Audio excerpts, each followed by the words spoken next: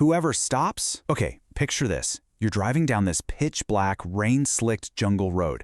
The wind is just howling outside. You're completely alone. And then, up ahead, barely visible through the absolute downpour, you spot a figure standing dead still. You slow down, right? You hit the brakes. Well, in this specific legend, doing exactly that seals your fate. All right, let's dive right into this explainer. Today we're looking at the anatomy of a haunting, the legend of the Peepal Tree. This is so much more than just your standard run-of-the-mill campfire ghost story. It's actually a brilliantly structured psychological trap.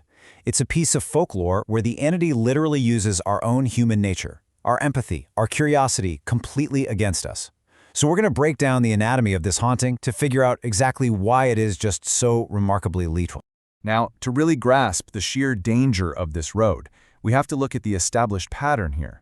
Just 1 month before our main story even kicks off, an unnamed traveler makes a fatal error on this exact same route. Look at this progression. This guy offers a ride to a silent woman in a red sari standing in the pouring rain. They ride a bit, and they stop under this massive peepal tree to wait out the worst of the storm. Suddenly, there's this chilling, disembodied laugh echoing in the dark. The guy looks down and, get this, he realizes the woman's feet are facing completely backward. A piercing scream cuts through the jungle. The very next morning, his motorcycle is found abandoned by the side of the road, and the man vanished without a trace. So the worst-case scenario? Yeah, it's already a proven reality. Right, so the danger is highly documented. That brings us to part 1. Enter Arvind, the skeptical teacher. Arvind is this young, super optimistic guy who just landed his first government teaching gig. He's a man of education, so naturally he just waves away all the local superstitions. And that strict, logical mindset, it leads him to a highly consequential decision. 15. That's 15 kilometers. Because Arvind prefers the comfort of the city over the remote village, he rents a room in town, which means he is willingly committing to commuting 15 kilometers every single day, twice a day, straight through that dense, supposedly haunted jungle road. Of course, the locals spot the massive red flag in this routine immediately. A village elder actually sits Arvind down and gives him this incredibly explicit warning. Leave before sunset. Don't make a habit of staying here until evening. The elder knows exactly what hunts on that road after dark. I mean, talk about pure, blaring foreshadowing, right? But Arvind, sticking to his rational worldview, just politely brushes it off as rural backwardness. To him, ghosts just aren't real. And this brilliantly illustrates the tragic foundation of the whole haunting. The elder doesn't just warn Arvind, he actually explains why the road is cursed. If we rewind the timeline about 300 years, we don't actually find a monster, we find a victim. A beautiful, well-respected woman in the village was falsely accused of infidelity. These vicious rumors spread like wildfire. She was totally betrayed by her community, and worst of all by her own husband, who refused to believe she was innocent. Heartbroken and completely isolated, she walked right into that jungle and hanged herself from a tree. And it's that intense trauma, that profound grief and rage, that bound her spirit to the road for eternity. But here is the absolute crucial point, and I really want you to keep this in the back of your mind as we go through the rest of this explainer, because it dictates literally everything that happens next. The rule of the curse. This spirit, she isn't just mindlessly violent. She doesn't just slaughter every random person who drives by. She specifically targets and claims the lives of those who become captivated or enchanted by her. It's a lethal psychological trap built entirely around desire, fascination, and misplaced curiosity. So let's look at Arvind's escalating encounters and watch how this builds up. Because Arvind totally dismisses the elder's warning. He starts staying late at the school to tutor kids. Naturally, he starts spotting the woman on his evening commutes. She's just standing by the tree, totally silent, unmoving, staring blankly into space.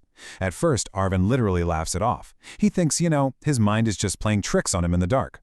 But over the next 2 weeks, as he sees her again and again, that initial skepticism morphs. It slowly turns into curiosity. He starts wondering, why is she always alone? Does she need help?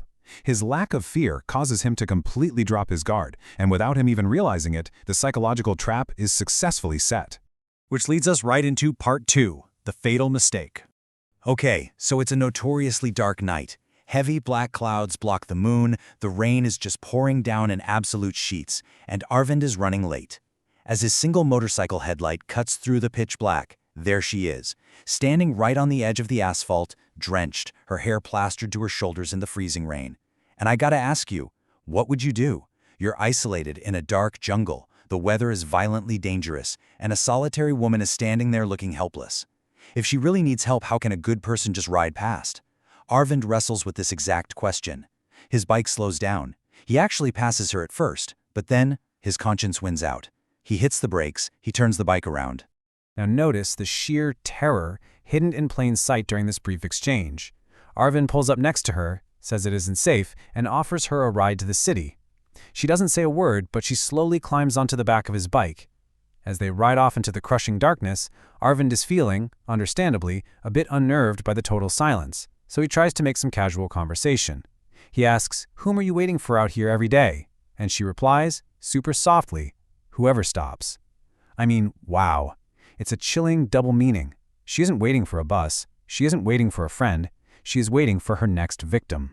The tension is basically suffocating at this point. Arvind's hands grip the handlebars tighter. He tells her she's talking nonsense, desperately trying to rationalize the whole thing. He forces a change of subject and asks, "What's your name?" And from right behind his ear, with a voice just completely devoid of any human warmth, she whispers, "People call me Ghost, Witch, Churel, a vengeful spirit of the woods."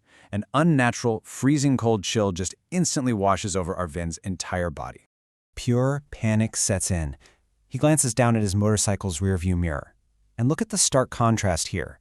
What Arvind thought he saw was a beautiful, helpless woman caught in a storm, but what the mirror actually revealed was pure nightmare fuel. Staring back at him in that tiny glass reflection is a creature with solid black, soulless eyes. Her neck is violently twisted, snapping at this impossible angle, and her face is stretched into a horrific, totally demonic smile. From the back seat, that voice drops into this terrifying, hollow register. "You shouldn't have stopped, Master G." Arvind violently slams on the brakes. The tires screech and skid on the wet asphalt.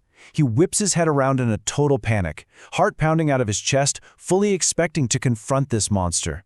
But the back seat is empty. There's no one there. Just the pouring rain and the oppressive, crushing dark of the jungle. Half out of his mind with terror, Arvind just guns the engine. He races all the way back to the city, not looking over his shoulder even once. He bursts into his room, slams the door shut, throws the deadbolt, and just collapses onto his bed. He is utterly exhausted, drenched in a cold sweat, but, he's seemingly safe.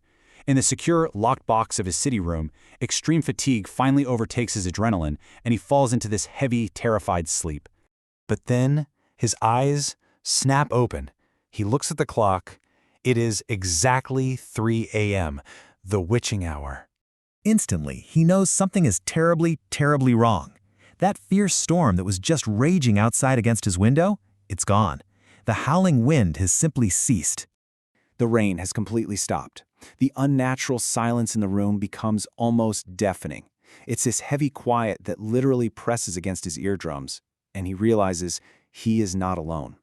Slowly, inevitably, absolutely trembling with dread, Arvind looks up at the ceiling. And there she is, hanging upside down from the blades of the ceiling fan, her long hair dangling down toward his face, those solid black eyes staring right into his soul. And then she drops.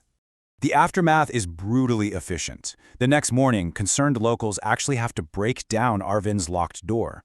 They find his lifeless body inside, his face frozen in stark terror. The curse's rule was totally fulfilled. He became curious, he stopped, and he engaged. And because of that, the entity claimed him. With her vengeance sated for the moment, the ghost returns to the dark, rain-soaked road.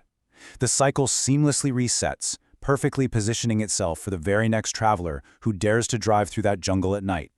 It really makes you think twice about being a good Samaritan in the dark, doesn't it? This legend of the Peepal Tree survives precisely because it preys on our very human instinct to stop and look, to offer a helping hand. So I leave you with this thought to wrap up our explainer today. Have you ever experienced something completely inexplicable, something truly supernatural while driving alone on a dark, lonely road? Seriously, think about it the next time you're driving in the rain and you see a lone figure waiting in the distance.